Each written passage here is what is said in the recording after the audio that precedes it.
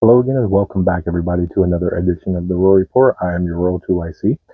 And today we're going to do our continued coverage for our daily headlines report. Real quick, two things. I know, I'm sorry. Get them out of the way really, really quick, I promise. One, I just want to do the reminder that tonight is our live stream. So it is our 1 hour Q&A. If you haven't joined us, then I implore you to come hang out. If you have joined us, then you know all the fun, and I'll see you tonight.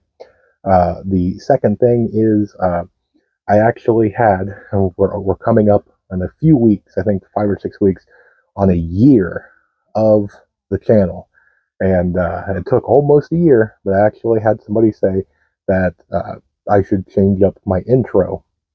I worked really, really hard on my intro.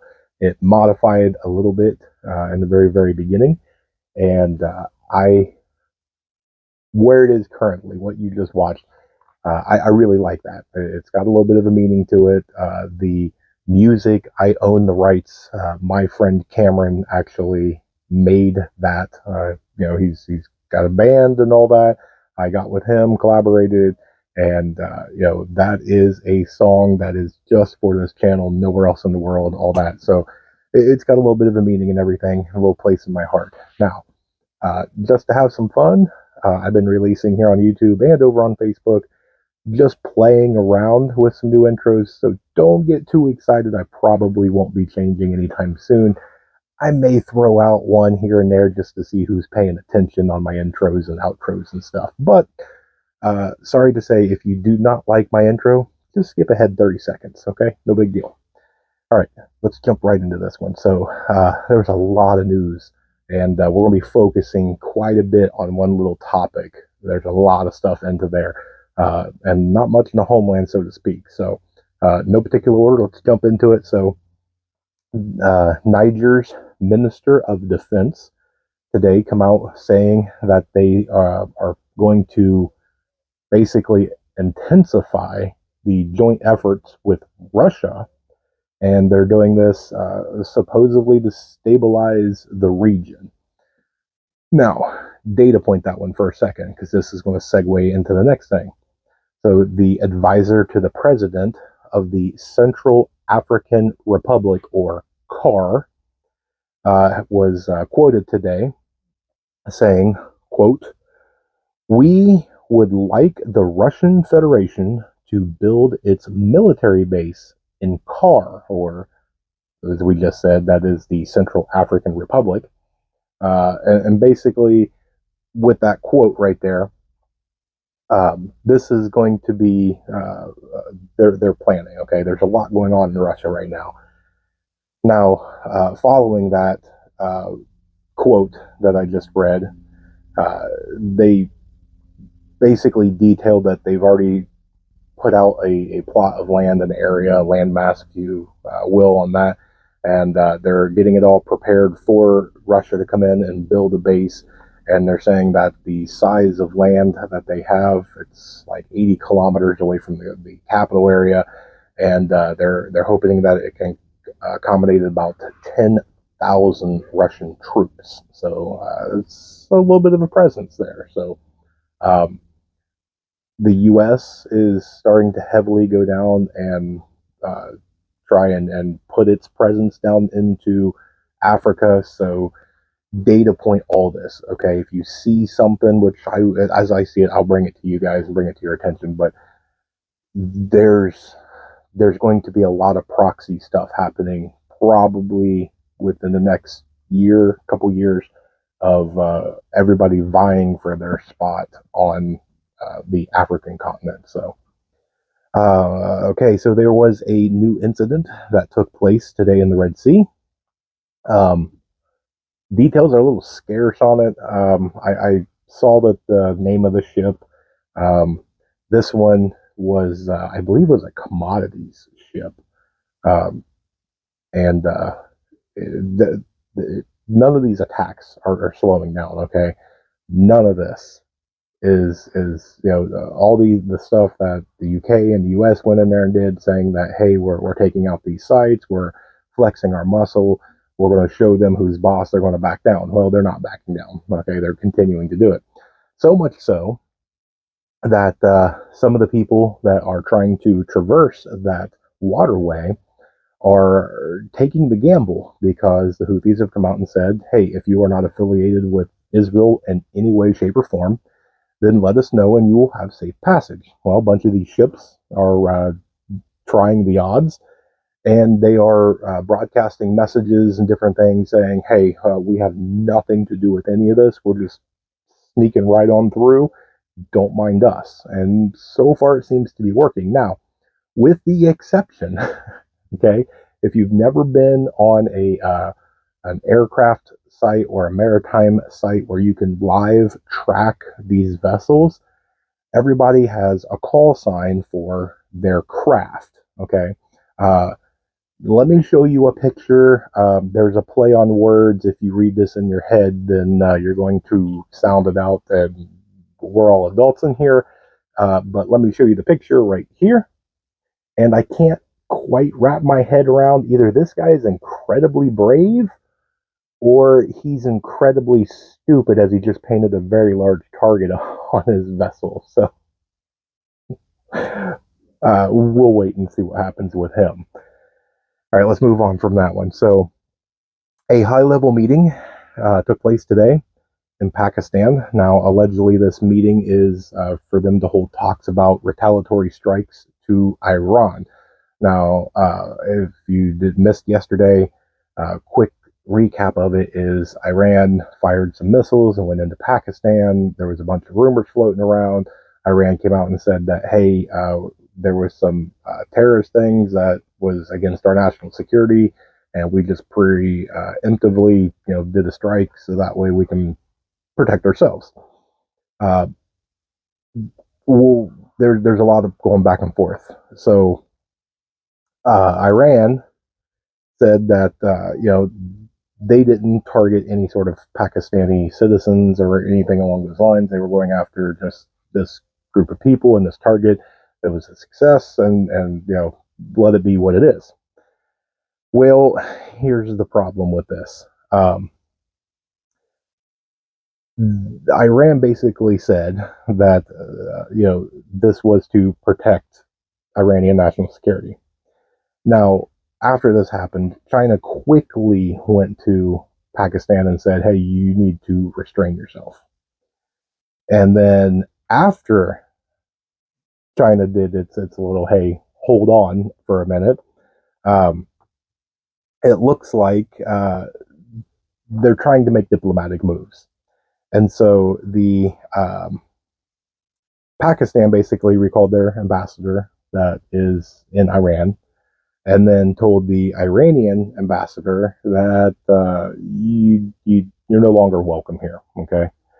And then Pakistan comes out with a statement today saying that they reserve the right to respond, and the consequences of what Iran did lays squarely with Iran. So they're basically saying, hey, you did this, we don't like it, and there's going to be consequences to your action, and you're going to have to face them. Okay, so what does Tehran have to say about it? Well, they released a statement of their own and saying that they will respond to any attack to them, and they will continue to protect their national security. Okay, fair enough. So this looks like a tit for tat sort of thing, and we're just going to have to wait and see. Um, it, there's a lot. Let me continue. Okay, so the big thing is you would think that there was these alleged group of people inside of Pakistan. Iran got some word, some intel, whatever, and they preemptively went and took it out, blah, blah, blah. Pakistan wasn't happy about it. Okay, you would think that everybody just kind of flexes their muscle, does some hooting and hollering, and, things calm. Well, there's right now some unconfirmed reports of Iran has just fired more missiles into Pakistan. So this is going to be interesting. Now, Iran is basically saying that allegedly there's some more terrorist and more national security things, and that's why they're firing some more missiles. But this is all, again, allegedly, because there's no actual official statement from either side about this new round that supposedly just happened. So, but it does seem to be ramping up because Pakistan started with closing its borders. So the borders from Pakistan to Iran is now closed on the Pakistani side. And then to further ramp up that this is probably true, uh, Pakistan has sent its fighter jets to start patrolling the border. So yeah, there's definitely some tension there. Now, there's a couple of things. One, I wanted to research some of this because this all just kind of came out of the blue a little bit for me. Now, granted, my attention in the past has not been between those two countries, so I was like, all right, let me educate myself a little bit. Let's go look at some history, and I stumbled upon a little bit of an article that's fairly recent, and so Iran and Pakistan, they tried to do a little bit of a diplomatic, um, like a work together sort of thing on a gas line. Now, in this, Pakistan has until the end of March of this year to complete its side of this gas pipeline. Now, the reason why they need to complete theirs is that Iran has already completed theirs. Theirs from the border to them is 100% done. Pakistan needs to catch up, and because of this, is because uh, the U.S. basically pressured Pakistan to halt it for a little while. So they're behind. Now, if you read into this according to this contract, if Pakistan does not finish it, then Iran is able, per the contract, to be compensated from Pakistan about $18 billion. So, is there some other things at play here? Maybe. Is this some sort of false flag or, um, some sort of a proxy sort of event? Maybe. My mind went to Iran is facing this way and, supporting Houthis and supporting Hezbollah and all that. And instead of the U.S. getting straight into confrontation with Iran, they just skirted around over their neighbors in Pakistan and started a little something so that way Pakistan goes over here and now they got to turn their attention the other way. And maybe it's a way to take Iran out of the mix a little bit. I don't know. That's just the way my mind worked on all that. But let's get out of that. Let's see. So DHL Logistics CEO came out with a statement today saying that the supply disruptions in the Red Sea due to the incidents that have been occurring as of late will soon lead to a container shortage in Asia. Well, there's no surprise there, but it's interesting to see somebody come out and officially make that statement. So keep an eye on, keep prepping. Okay, I mean, the writing's on the wall on all of this. Okay, again, we hope for the best. We hope that you wake up tomorrow and all the tensions die down and things go back to normal. It's what we're hoping for. But you're preparing for the worst because of incidences like this. Okay, so um, lastly, overseas, I did see a little bit of an article where 10 people were killed in an explosion at a fireworks factory in Thailand. From what I have found so far, there is no official cause of the explosion, but they did. They're digging through everything, and the expected death toll is. They're predicting it's going to rise and probably rise significantly. So we'll probably have to keep an eye on that and maybe do an update here in a day or so to see what all came out about that. All right, so just a couple of things here in the homeland, and then we will wrap up. And the first thing is that the U.S. Secretary of State, Mr. Blinken, is reportedly, because he was at the WEF meeting in Davos, he is reportedly stuck there due to a critical error with the aircraft. Convenience, probably. There's been a lot of airplane troubles here as of late. So could it be true? Yes, it very well could. Is it a very convenient, easy way to lengthen your stay? Yeah. Which one's true? I have no clue. But if you missed this one did go a little bit mainstream, but just in case you're not watching the mainstream news, Ohio, which I'm Ohio, Mr. Jim Jordan released a written statement, and he's saying that he has proof that the current federal government has flagged certain terms such as MAGA or Trump on completed financial transactions. Now, it's a little concerning. And the one that really kind of did, as I was reading through this, there was also religious terms and scripture, things like that. And even the word Bible was flagged. So if you was making some sort of a financial transaction within, I forget it was past couple of years, and you said something along the line of praise God, thank you for the Bible, uh, you know, Trump 2024 or something like that. You just said a whole bunch of flagged words, and that financial transaction was flagged and captured and sent off to some sort of an agency. So, yeah, that's concerning to be it's just concerning. We'll leave it at that. Okay, so in the sake of time, let's skip down to the bottom. So I found this one to be just a little bit of a funny way to kind of an end. So Tesla owners in Chicago was giving out a little bit of an interview, and they're basically saying that these Teslas are experiencing dead batteries, dead charging stations, and just overall just a dead car, and all while during the heart of winter. So yeah, as everything gets pushed and pushed about switching over off of fossil fuels and going electric, the people that have made the switch are not happy about the switch. So, uh, yeah, probably not the smartest move in the world, but there you go. If you were thinking about it, maybe go back and watch a little bit of that or read up on it and see if it sways your opinion. But so there you go. There you have it. That's what I've got for you guys today.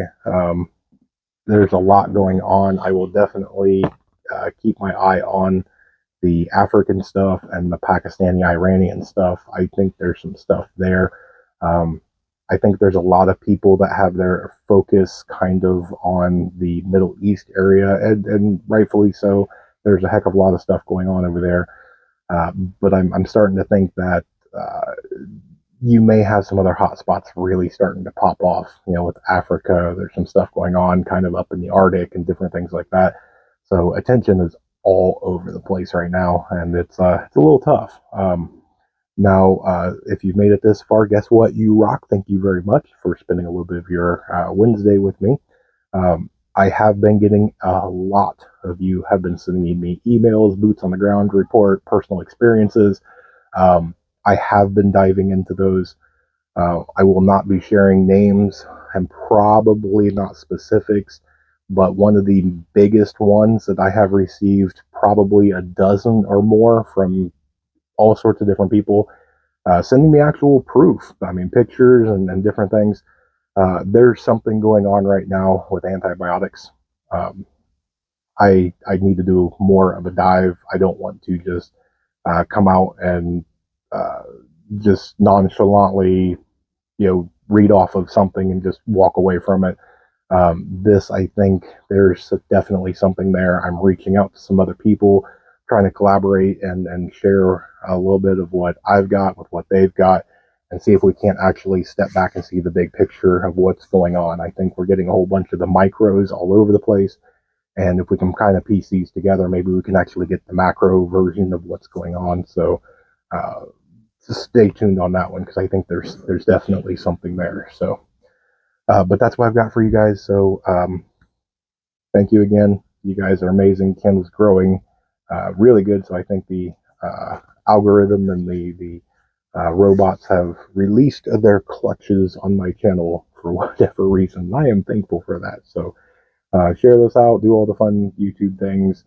I will see you guys tonight for the Workshop Wednesday live stream. I look forward to you guys. It's always a great time. I tell you, I can have a bad day, and when it's Wednesday, I look forward to hanging out with each and every one of you. A bunch of new faces, and then some of you have been with me from pretty much the very beginning. So, again, I appreciate it. You guys don't know how much that really actually means to me. So, but there we go. So a lot of new things getting ready to come up, working out a bunch of things. Stay tuned because there's definitely more information to come. And God bless each and every one of you. Say it with me now. Remember, above everything else, remain united because we're all prepping in this together.